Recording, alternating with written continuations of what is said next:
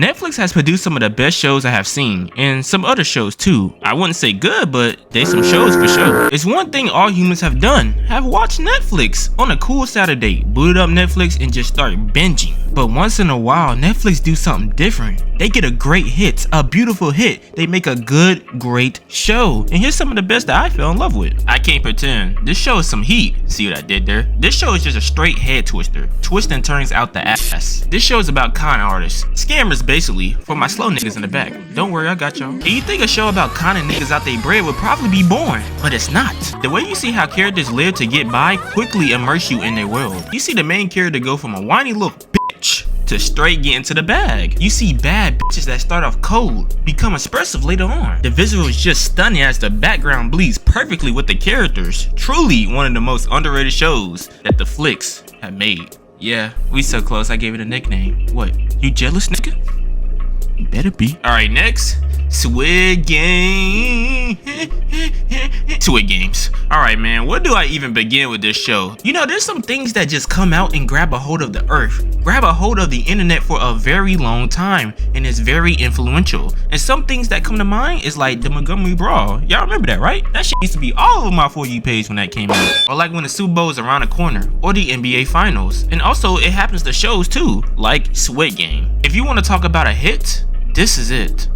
Did I just rhyme that shit? When this show first came out, everything about it was fresh. The characters, the settings, it was all a brand new concept, at least to the US. How could you not like it, man? It's Squid Games. Come on, legit, when this first came out, it felt like the world stopped for a whole month. It was just watching Squid Games. The amount of memes that came from this was actually unbelievable. This show got so big to the point I'm pretty sure everybody's parents even knew what the hell Squid Game was. And everybody know parents sometimes be acting like they don't know what the hell's going on. Bro, Squid Game had so much emotion, even Mr. Beast was jacking they swag, dog. And also independent movies was too. Everybody was tuning in for Squid Games. But it probably sucked for Asian people. Probably having a bunch of threes pull up to you and say, "Are you from Squid Games? Are you from Squid Games? Young Sing Young? Are you from Squid Games?" Like, bro, back up. Damn, bro, you see that? Y'all hear it? Hold on. Y'all hear that out there?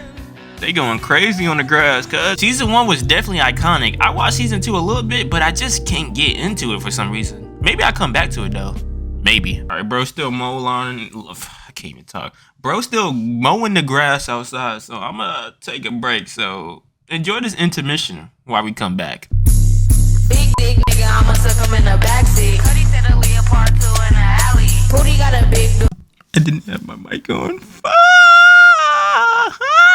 Castlevania. Okay. Think of this show like Game of Thrones meet anime meet fucking vampires too, nigga. And then you have a beautiful show named Castlevania. And also one of the most gruesome shows I have ever witnessed with my eyes. Bro, the way people get ripped to bits like Legos is actually scary. Like truly terrifying. The show starts out with Dracula. Yes, the Dracula, and he has a wife or a girlfriend. I forgot, my bad. But I know for sure that's his ball, and they get along together pretty good. But not in the beginning, cause I ain't gonna lie, she was clocking her shit. And they bonded really good together. I mean, they both really like science. But her liking science is the reason she got clapped. The townspeople took her and then they put her on the stake and they roast beef her ass, I ain't gonna lie. But Dracula actually decides to show mercy because his girl left a huge impact on him. She was like, humans can be garbage sometimes, but just give us a chance. And so he did give him a chance. He was like, hey, y'all got a year to get the hell up out of here, or I'm wrecking anybody and everybody in a 20-mile radius. Basically, he was gonna give them a whole tour of hell if they didn't get out of there. And I don't know why they was thinking he was bluffing, because when he showed up a year later, I can't even show it. It's probably all blurred on the screen, or I'm showing like a nice picture of a dog or something, because he went in. His demons showed no mercy. Dog, I'm talking about even the babies got it. Children, women. Yes, children, women, and babies was getting... Yo, just know Dracula is EBK for sure. And that pretty much kickstarted the whole story. There's only like 20 minutes an episode for this, and it doesn't even feel like it's enough. Characters feel real. The pieces of shit that deserves death is so satisfying when it finally happens, and you kind of don't know who to root for. It's like, yeah, Dracula's kind of right, but why you want to squad wipe the whole human race, man? That's not a good solution either. Cobra Kai. Now wait, is Cobra Kai corny? Yeah. Is Cobra Kai cringe? Yeah. But is Cobra Cobra Kai boring. No. You can say whatever you want about this show, but it is damn entertaining. The fights is really good. I mean, it has to be. This is the same universe of the Karate Kid after all. The most random beefs and most random fights happen in the show, and I fuck with it. I wouldn't say it's so bad that it's so good type of show. I mean, some people do. To me, it's just so goofy to the point I can't even look away. You see shrimps turn into karate ass kicking machines. You see has-beens get their glory back. You see a man that life has changed through karate, and now he's doing it for the next generation. Man, that's some inspirational shit. And people really get their ass beat in the show. Like, they get fucked up, dude. Listen, I'ma just put a random fight for like 15 seconds and tell me if it's harder. Y'all saw that peak, right?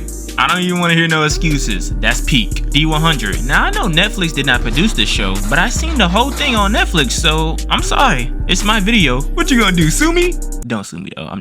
I'm just a YouTuber. Don't sue me, my nigga. But D100. Man, I missed this show. And yes, I watched all 7 seasons. And yes, I had no life at the time. I feel like D100 fell into the same trap The Walking Dead did. It went on for too damn long. And when you gotta do that, you gotta invent new storylines and all this. And then the new characters come, and then most people kind of tune out until like season 4 if it's not finished already. When shows invent new storylines, it kind of messes up the character they've been building up for years. Like what they did to Bellamy was just straight TV show blasphemy. You're telling me after years of fighting with your squad, losing your friends, losing your land, losing Earth, losing a part of yourself in a way of living, you just throw all that bitch out the window because of a damn book? Bro, what? That's not Bellamy, bro.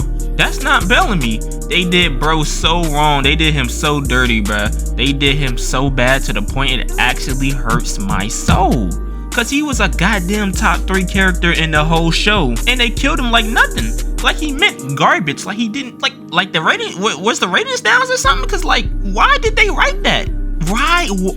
I can't even talk. Why did they write that? They was in that writing room writing anything. What the f is going on, man? Like, bro, who wrote this shit? Shout out Murphy. Crazy character development. One of my favorites too.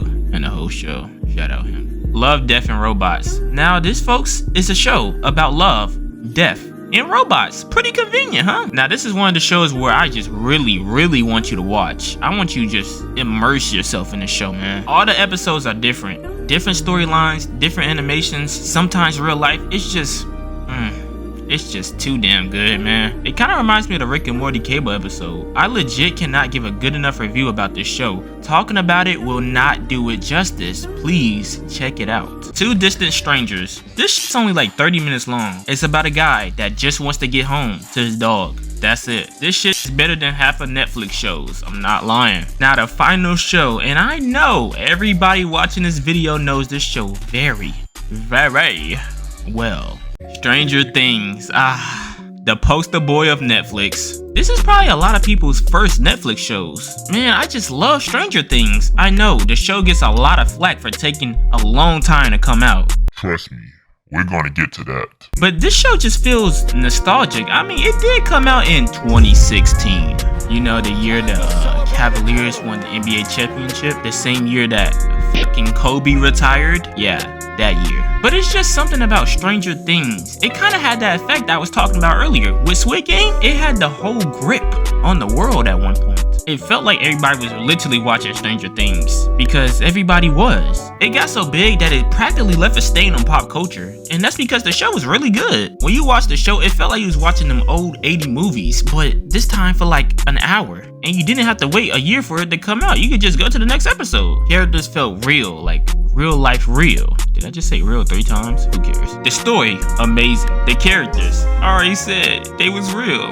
The setting, beautiful. Everything about this show was really a masterpiece. And to be honest, if this show ended like 3 years ago, I think it would be highly regarded as one of the best shows of all time. One thing I like about this show is when it introduced new characters, it didn't want us to like them. It just naturally felt that way. Every new character was just cool as hell. This the type of show where you want everybody to eat. You want everybody to survive. You want everybody to have a good ending because naturally everybody's a good person in the show and they actually make you feel for the characters. You know how crazy that is? Feeling for multiple characters? But the legacy of the show is always in jeopardy because we had to go through 4 presidents before the show even ended. And yes, Barack Obama was still in office when the show came out. Did you know the main character, 11, is getting married? What? Half of them are in their 20s already. Like, what is going on? Why did this show take so long to come out? I went through middle school, high school, 2 years of college, but I'm in community college now, so yeah. Before I seen the end of Stranger Things. And why is nobody dying in the show? Y'all slime Bomb out. Who? A bomb? Who the y'all slime Bob out.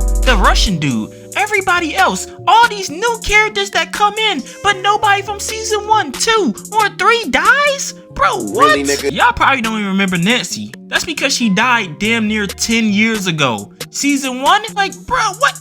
That's called not good writing, sirs. You gotta write better than that. In my personal opinion, I really don't want nobody to get the Negan treatment because I know this is the last season. And my money's on Lucas, and we all know why. You might as well just let them all live. You've been doing that for 9 years. The show's finna end. You might as well just let them all have a happy ending at this point. Might as well. And I know a lot of people stopped watching the show because it took too damn long to come back. And I kinda understand. But for me, I will be there day 1 when it's released on November 26th.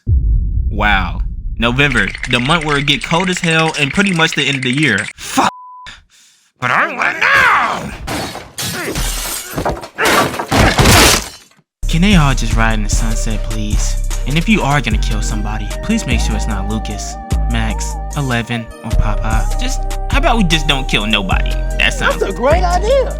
Yes. Well, that's all the shows that I think are Netflix greatest hits. If you got some, put them in the comments or don't. That's always fun too. But if you like the video, like up the video and subscribe if you're new, and yeah.